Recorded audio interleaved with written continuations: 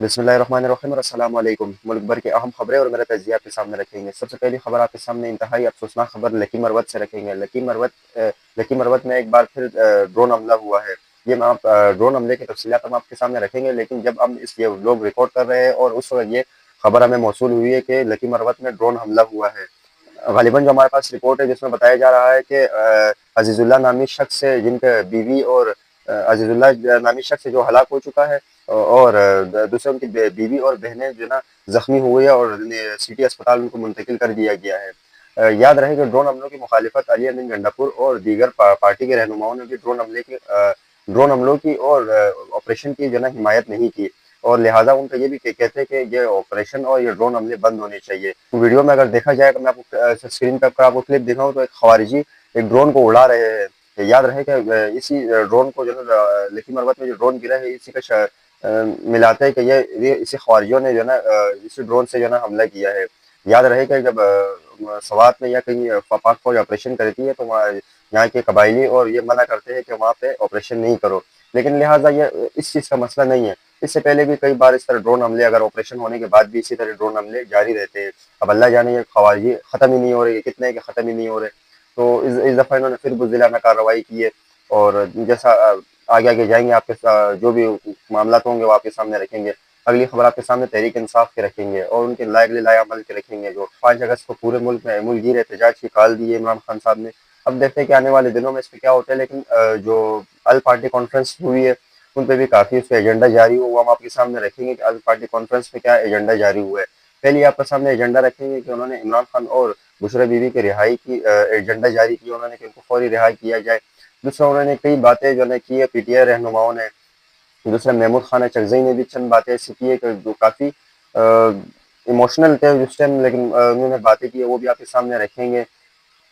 लेकिन याद रहे, जो मैं आपको महमूद खान चकजई की ये बात सुनाऊंगा, इसको देख के आप भी हैरान हो जाएंगे कि उन्होंने कैसी एक धमकी लगाई है।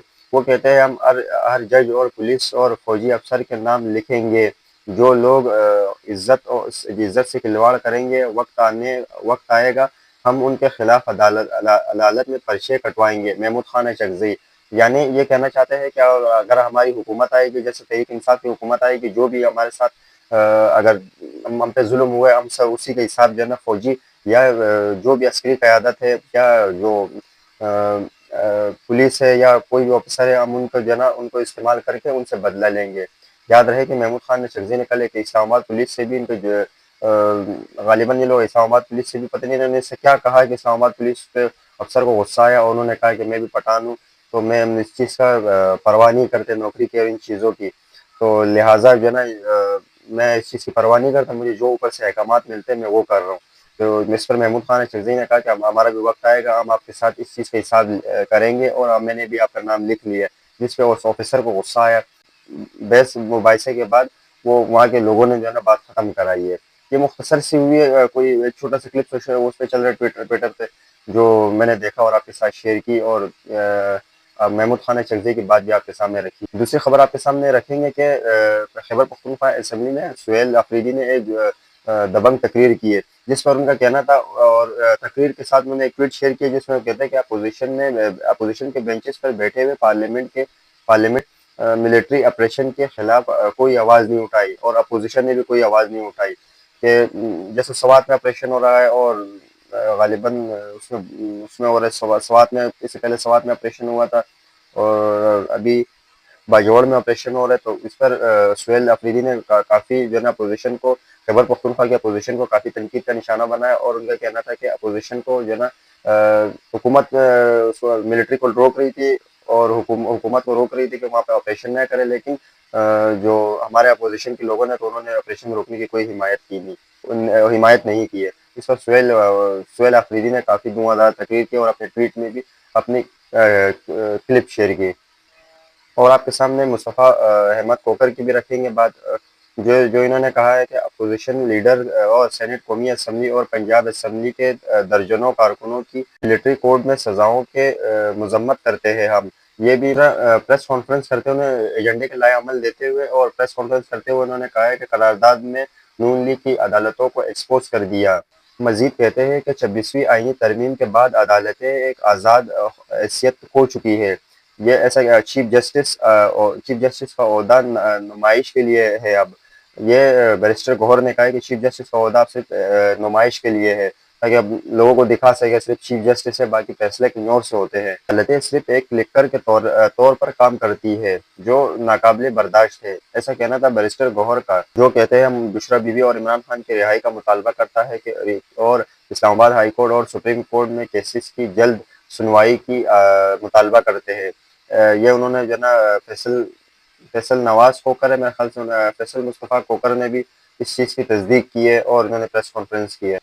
اب آپ کے سامنے علامہ ناصر عباس کی خبر رکھیں گے۔ علامہ ناصر عباس نے ایک نجی چینل سے گفتگو کرتے ہوئے ان کا کہنا تھا کہ یہ جتنی بھی مرضی سرجیاں کر لے، لوگ ان کی اصلی چہرے جان چکے ہیں، ان کو سرجیاں کرنے کی کوئی ضرورت نہیں، لوگ شدید غم اور غصے میں ہیں، لوگ ان کو پوچھتے بھی نہیں ہیں، لوگ اگر یہ لوگوں کو کہیں دکھے تو لوگ ان کو پتھر ماریں گے۔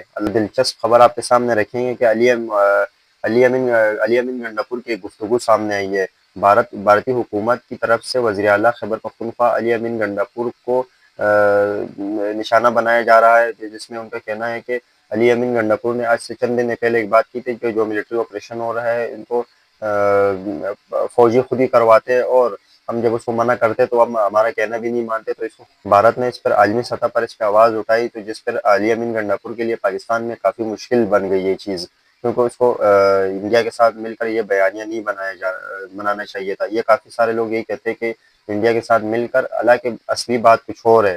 انہوں نے جو نا اپنی اس بیان کے بعد فوری یو ٹرن لیا اور اگلا بیان دیا، کیونکہ سوشل میڈیا کا دور ہے تو لوگ چھوٹی چھوٹی بات پکڑ لیتے ہیں۔ اب آپ کے سامنے ایک اور خبر رکھیں گے جو مختصر سی ہے، لیکن ہم آپ کے سامنے رکھنا اس کو ضروری سمجھتے ہیں کہ ملک میں خوف کا ماحول قائم کیا جا رہا ہے، کوئی بات نہیں کر سکتا، کوئی تنقید نہیں کر سکتا، کوئی سیاسی یا کوئی سیاست بات نہیں کر سکتا۔ آج ڈاکٹر مہارنگ بلوچ اور تمام بی وائی سی کے 4 مہینے سے ناحق جیل میں بند ہے۔ ایمان مزاری نے ایسا ایک جگہ میں گفتگو کرتے ہوئے انہوں نے ایسا تھا۔ دوسری جانب انہوں نے کورٹ کے باہر بھی جو ہے کافی فوج کے خلاف جو ہے انہوں نے نعرے بازی کی ہے، جو کافی سوشل میڈیا پر اس چیز کی یہ ویڈیو وائرل چل رہی ہے۔ دوسری جانب وہ کہتی ہے کہ آج پاکستان میں نہ کوئی آئین ہے، نہ کوئی قانون ہے اور نہ کوئی عدالتی نظام ہے۔ ہم نے دیکھا ہے کہ جس ججز نے فوج کے سامنے گھٹنے ٹیکے ہیں، ہم اسی ججز کو آج سزائیں دی جا رہی ہے۔ اسد کیسر نے بھی گفتگو کی، جو کہتے ہیں کہ جو سپریم کورٹ کے بعد صحافی ہوتے ہیں ان سے گفتگو کرتے ہوئے ان کا کہنا تھا کہ عدالت کے فیصلے پر سخت تشویش ہے، عدالتوں کے فیصلوں کے خلاف ہم ہائی کورٹ اور سپریم کورٹ اور سڑکوں پر آئیں گے۔ ایسا کہتے ہیں اسد کیسر کہ ہم جو بھی فیصلے ان کے خلاف جو ہے نا، ہم سڑکوں پر پہلے عدالت جائیں گے سپریم کورٹ، اور اس کے بعد اگر عدالت سے نہیں ہو تو ہم پھر سڑکوں پر آئیں گے، ایسا کہتے ہیں اسد کیسر۔